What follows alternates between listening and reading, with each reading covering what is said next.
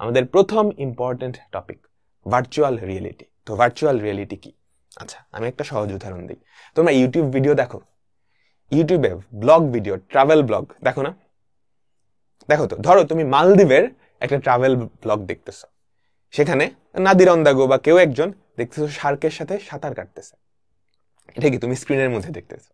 এখন তোমার কাছে কিরকম মনে হয়, তুমি যদি এই ভিডিওটা না দেখে যদি এরকম হইতো ঘরে বসেই, আমি এখানে বসেই নাদির অন্দাগো মালদ্বীপে গিয়ে যেই ফিলটা নিছে ওটার কাছাকাছি একটা ফিল নিতে পারতাম, আমার কাছে মনে হইতো আমি এই রুমে বসেই মালদ্বীপে শার্কদের সাথে সাঁতার কাটতেছি। এই কাজটা যেটার মাধ্যমে পসিবল সেটাই হচ্ছে ভার্চুয়াল রিয়েলিটি, সেটাই হচ্ছে ভার্চুয়াল রিয়েলিটি।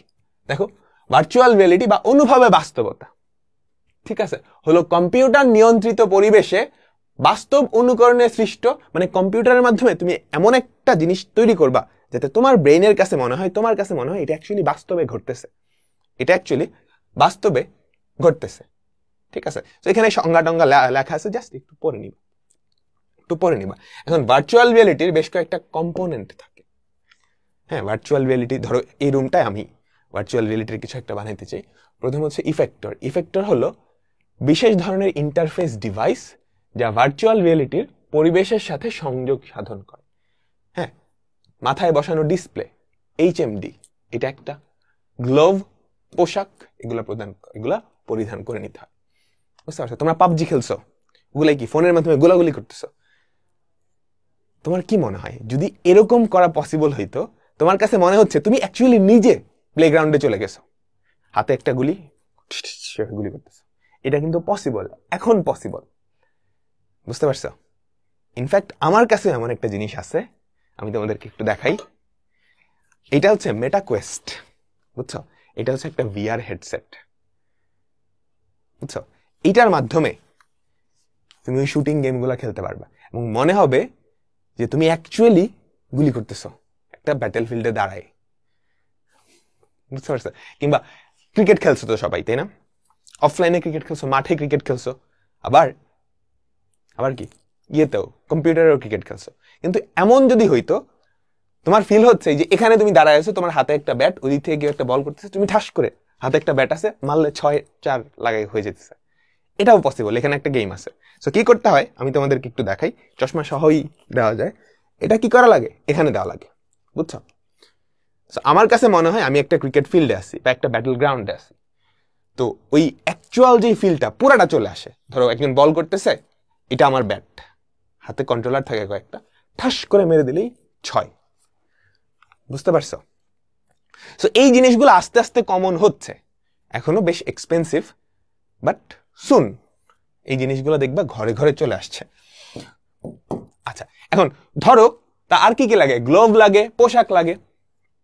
ধরো তুমি পাবজি খেলতেছো, তোমার তো অ্যাকচুয়াল ফিলটা লাগবে। ধরো তোমার গায়ে গুলি লাগছে, ওটা তো বোঝান লাগবে যে তখন এখানে হয়তো একটা ধাক্কা লাগবে বা হালকা একটা ইয়ে হবে। ওই জিনিসগুলা এই গ্লোভস, পোশাক, ওগুলোর মাধ্যমে করা হয়। সো এগুলোকে বলা হয় ইফেক্টর। ঠিক আছে, তারপর রিয়েলিটি সিমুলেটর। রিয়েলিটি সিমুলেটর হলো এক ধরনের হার্ডওয়্যার যা ইফেক্টরকে সংবেদনশীল তথ্য সরবরাহ করে। ঠিক আছে, বিভিন্ন ধরনের sensor, audio, video processing unit, চাপ, এগুলা প্রোভাইড করে।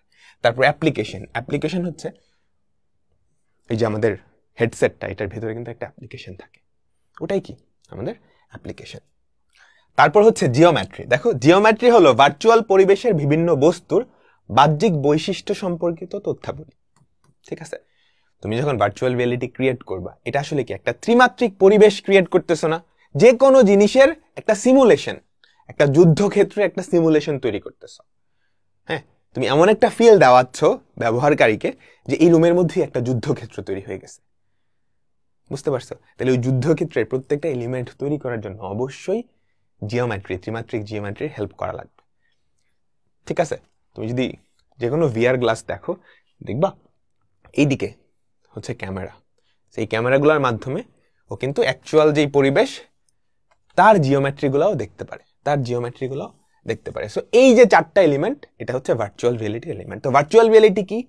ও হচ্ছে যে কোনো একটা সিচুয়েশন সিমুলেট করতে পারে, ওটার অনুরূপ একটা জিনিস এই রুমের মধ্যেই আমাকে অনুভব করাইতে পারে, আমি ওই সিনটার মধ্যে ঢুকে গেছি, ব্যাপারটা এরকম। এখন ভার্চুয়াল রিয়েলিটির ব্যবহার বা প্রয়োগ হ্যাঁ অনেক ইম্পর্টেন্ট এখান থেকে আসে। গেম শিল্প ও সিনেমা, তোমরা পাবজি খেলছো, ব্যাটেলফিল্ড খেলছো, গোলাগুলির গেমগুলা খেলছো না, কিংবা ফুটবল খেলছো, ফিফা বা ক্রিকেট খেলছো, কেমনে খেলছো? একটা স্ক্রিনের মধ্যে খেলছো। হ্যাঁ, এখন কেমন হইতো যদি স্ক্রিনের মধ্যে না খেলে ওই সিচুয়েশনের মধ্যে তুমি ঢুকে যাইতে পারতা? তুমি মেসিকে কন্ট্রোল করছো, কেমন হইতো যদি তুমি মেসির চেহারার ভিতর ঢুকে গিয়ে মাঠের মধ্যে দৌড়ে দৌড়ে গোলটোল দিতা? বুঝতে পারছি, এটা তোমার ফুটবল ফিল্ড, তুমি এখানে দৌড়ে দৌড়ে করতেছো, এটা কিন্তু পসিবল।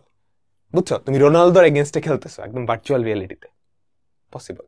তো ভার্চুয়াল রিয়েলিটিতে কি করবে, ওই ফুটবলের যে গেমটা সেটা কি তোমাকে সিমুলেট করে দিবে।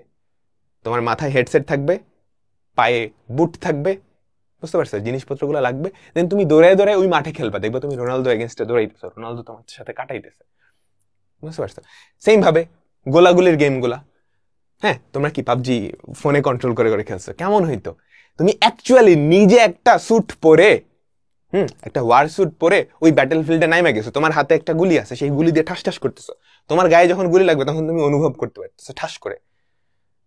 হ্যাঁ, এটা কিন্তু পসিবল। এই যে দেখো, এটার মাধ্যমে পসিবল, এটাতেও অনেকটা করা যায়। আমরা ক্রিকেট খেলছি না, এটাতে ক্রিকেট গেমের একটা সিমুলেটর আছে, আমি অনেকবার খেলছি। সো ধরো এটা যখন আমি পড়ি, আমার কাছে মনে হয় আমি একটা স্টেডিয়ামের মধ্যে আছি, আমি পিছে দাঁড়ায় আছি, আমার হাতে একটা ব্যাট থাকে, ব্যাটের জন্য একটা কন্ট্রোলার আছে, দেন বোলার বল করে ঠাস করে মারি, আমার ব্যাটের সাথে যদি লাগে, জুড়ে লাগলে 6, সাইডে জুড়ে লাগলে আউট টাউট 4 হয়ে যায়, বুঝতে পারছো? তাহলে গেম শিল্পে এটা কিন্তু হিউজ। তারপর সিনেমা শিল্প, তোমরা সিনেমা দেখছো, টিভিতে দেখছো বা ল্যাপটপে দেখছো, বা সর্বোচ্চ হলে সিনেমা হলে গিয়ে দেখছো, বুঝতে পারছো? সিনেমা হলে কি স্ক্রিনটা অনেক বড় থাকে। ভার্চুয়াল রিয়েলিটিতে তুমি যখন ভিআর হেডসেট ইউজ করবা, তখন এটার মাধ্যমে তুমি যত বড় ইচ্ছা তত বড় স্ক্রিন বানাইতে পারবা, পুরা রুমটা তোমার একটা স্ক্রিন, এটাও পসিবল, এটার মাধ্যমে পসিবল। এটা তো গেল এখনকার সিচুয়েশন, এখনই এটা করা যায়, এখনই এগুলার মাধ্যমে প্রত্যেকটা ঘরকে এক একটা বড় মানে স্ক্রিনের মাধ্যমে দেখানো যায়, বুঝতে পারছো? মানে ঘরে বসেই সিনেমা হলের এক্সপিরিয়েন্স। আচ্ছা, এটা তো হইল, তোমরা তো সিনেমা দেখছো, ধরো অনেক কিছুই দেখো, হ্যারি পটার, তারপর পঞ্চায়েত, এরপর হচ্ছে RRR, এগুলো দেখছো না? এখন কেমন হইতো যদি তুমি স্ক্রিনে না দেখে মনে হচ্ছে ওই ঘটনাটা যখন ঘটতেছে তখন তুমি সেটার প্রত্যক্ষদর্শী, ওই সিনটার ভেতরে তুমি ঢুকে গেছো। হ্যাঁ, হ্যারি পটার, এখানে হ্যারি পটার ম্যাজিক করতেছে, এখানে ভোল্ডেমর্ট, তুমি পাশে দাঁড়ায় আছো, তুমি দেখতেছো 3Dতে। এটা কিন্তু ফিউচারের সিনেমা, মানে ইন ফিউচার, আজ থেকে 10-12 বছর পর হয়তো ওই লেভেলে চলে যাবে। তারপর হচ্ছে শিক্ষা ও প্রশিক্ষণ। শিক্ষা ও প্রশিক্ষণ, ভার্চুয়াল রিয়েলিটির মাধ্যমে অনেক কিছু শেখা যায়। হ্যাঁ, ধরো মেডিকেলে ওঠার পর সবাই কি কঙ্কাল কিনে, কঙ্কাল থেকে বিভিন্ন জিনিসপাতি দেখে, তাই না? সো সিমুলেশনের মাধ্যমে তোমার সামনে, তোমার রুমে এখানে একটা কঙ্কাল নিয়ে আসা সম্ভব, কিংবা মানুষের প্রত্যেকটা অর্গান কিভাবে কাজ করে তুমি একদম মানুষের অর্গানের ভেতরে গিয়ে 3Dতে দেখতে পারবা, খুলে খুলে দেখতে পারবা যে কি কাহিনী হয়, বুঝতে পারছো? চিকিৎসা ক্ষেত্রে ধরো একজন ডাক্তার হবে, এখন ডাক্তারদের তো অপারেশন করা লাগবে, শুরুতে কিন্তু একদম ফার্স্ট ইয়ারে ওদেরকে অপারেশন করতে দেয় না, একটা সার্টেন টাইম যায়, তারপর একজন বড় ডাক্তারের সাথে থেকে অপারেশন শিখতে হয়, কারণ রিস্কি তো, তুমি উল্টাপাল্টা অপারেশন করলে রোগী তো মারা যাবে। এখন কেমন হইতো তুমি এই যে অপারেশন করা সেই এক্সপিরিয়েন্সটা পাইতা ভার্চুয়াল রিয়েলিটির মাধ্যমে? এটা সম্ভব। ভার্চুয়াল রিয়েলিটির মাধ্যমে ধরো তোমার ভিআর গগলসটা পরাইছে, সামনে একটা পেশেন্ট আছে, তোমার হাতে সিজার্স আছে, তুমি ওগুলা দিয়ে কি কাটাছেড়া করতে পারবা, হ্যাঁ ইচ্ছা মতো করতে পারবা। রোগী মরলে তো মরছে, ও তো আসলে মরবে না, ওকে ভার্চুয়াল রিয়েলিটির রোগী। হ্যাঁ, সো ওটার মাধ্যমে তুমি প্র্যাকটিসটা করতে পারো, তুমি প্র্যাকটিস করে যখন দক্ষ হবা তখন গিয়ে কি অ্যাকচুয়াল রোগীকে এটা করতে পারবে। এরপর সামরিক বাহিনী, সামরিক বাহিনীতে অনেক করা হয়, মানে অনেকগুলা কি তোমার প্র্যাকটিস করানো হয় না, গোলাগুলি, গ্রেনেড ছোড়া, এই সব কিছুই কিন্তু ভার্চুয়াল রিয়েলিটির মাধ্যমে সম্ভব। তুমি অস্ত্র কিভাবে চালাবা, দেন গ্রেনেড কেমনে ছুড়বা, এগুলো কিন্তু একটু মানে রিস্কি আছে তুমি যদি রিয়েল লাইফে করতে চাও। বাট রিয়েল লাইফে প্রথমবার করতে গেলে রিস্কি, বাট তুমি যদি ভার্চুয়াল রিয়েলিটির মাধ্যমে প্রথমে শিখো একটা গ্রেনেডের পিন কেমনে খুলতে হয়, কেমনে নিক্ষেপ করতে হয়, ওখানে যদি ধরো ঝামেলাও হয় তুমি তো অ্যাকচুয়ালি মারা যাবা না, তাই না? এরপর হচ্ছে ব্যবসা বাণিজ্যে, ব্যবসা বাণিজ্য ধরো তুমি কোনো একটা পণ্য বেচবা, হ্যাঁ ওই পণ্যটা কেমনে বানাবা সেটার একটা সিমুলেশন তুমি ভার্চুয়াল রিয়েলিটির মাধ্যমে দেখে নিতে পারো। শিল্প কারখানায় সেম জিনিস, হ্যাঁ বুঝতে পারছো? একটা গাড়ি কেমনে উৎপাদন হবে, তার প্রসেসটা কি? ওটা কি ভার্চুয়াল রিয়েলিটির মাধ্যমে একটা 3D সিমুলেশন বানাইলা গাড়ির কোথায় কি আছে সবকিছু খুলে খুলে দেখতে পারবা ওটার মাধ্যমে। তারপর ড্রাইভিং নির্দেশনা, তোমরা সবাই কি ড্রাইভিং পারো? বা বাইসাইকেল বা হোন্ডার শিখছো যখন 2-1 বার তো পড়ছই, তাই না? তাই তো, তাও একজন সহায়তাকারী ছিল। আচ্ছা, তার চেয়ে বড় কথা, তোমরা রেসিং গেম খেলছো? ফ্রোজা হরাইজন, নিড ফর স্পিড খেলছো না? মোটর বাইক রেসিং যেগুলো হয়, ওগুলোতে কি তুমি কিবোর্ডের মাধ্যমে এই গাড়িটা দৌড়াইছো, তাই তো? কেমন হইতো যদি স্ক্রিনে না হয়ে তুমি অ্যাকচুয়ালি ড্রাইভারের পজিশনটায় বসতেছো এবং স্টিয়ারিং ঘুরে টরে ড্রাইভ করতেছো, একদম F1 রেসিং করতেছো।